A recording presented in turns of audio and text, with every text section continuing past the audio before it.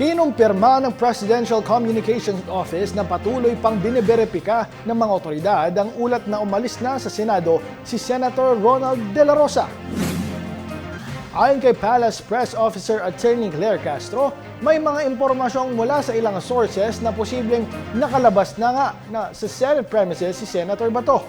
Ngunit wala pa ring opisyal na kumpirmasyon hinggil sa kanyang kinaroroonan. Several sources confirmed that the Senator Bato, is no longer in the Senate premises, but we are still getting official confirmation on the report.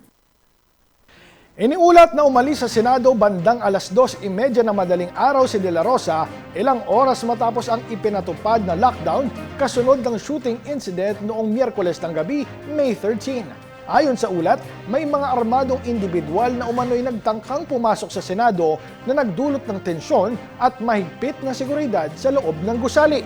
Nauna nang nananatili sa Senado si De La Rosa sa ilalim ng protective custody nito, habang may kinakaharap na arrest warrant mula sa International Criminal Court kaugnay sa madugong war on drugs ng Administrasyong Duterte.